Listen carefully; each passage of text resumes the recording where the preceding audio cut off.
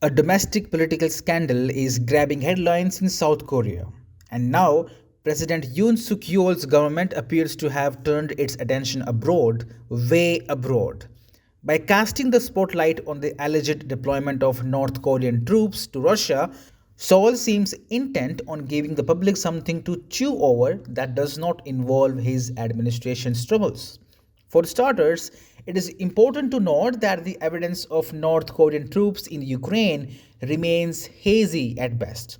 Reports coming from Ukraine have stated that Pyongyang plans to deploy up to 12,000 soldiers in two military units.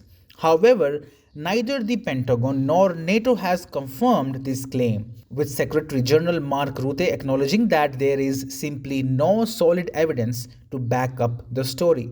But where there is a speculative international crisis, there is a way to divert the public attention. And that is exactly what the South Korean administration seems to be capitalizing on. South Korea has since focused its attention on the North and Russia, with officials now saying that Seoul might send a team of experts to Ukraine to track North Korean soldiers, should they appear.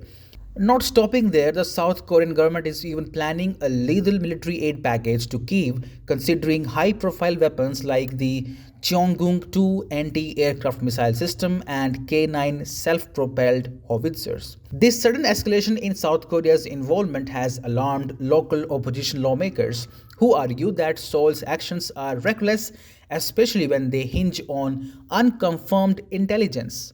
Lawmakers Kim Jong-hyun and Lee Jae-gang, for instance, recently issued a joint statement warning that South Korea is playing with fire and dubbing the response as a dangerous provocation based on dubious information.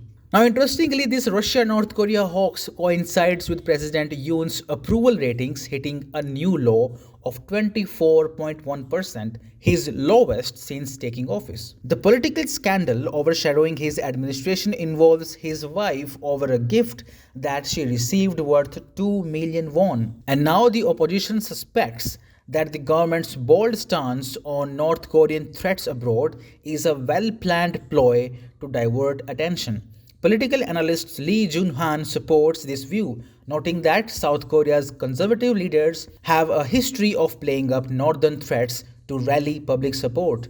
The risks are too high for the country to play such a game now, he warned, alluding to the potential fallout from elevating an unsubstantiated claim into international crisis. You see, Seoul's reaction is not driven by a genuine security concern, but rather by a need to offset the negative domestic attention. Whether North Korean troops actually deploy to Ukraine or not, Seoul's dramatic gestures appear more geared towards the home front than the front line.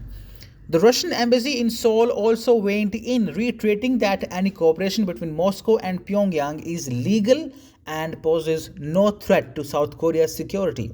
Amid all this chaos, there are questions and doubts emerging from Ukraine, within Ukraine as well.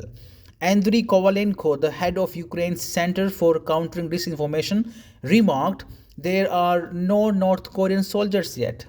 It's a statement that suggests even Kyiv is unsure how much weight to give to Seoul's assertions.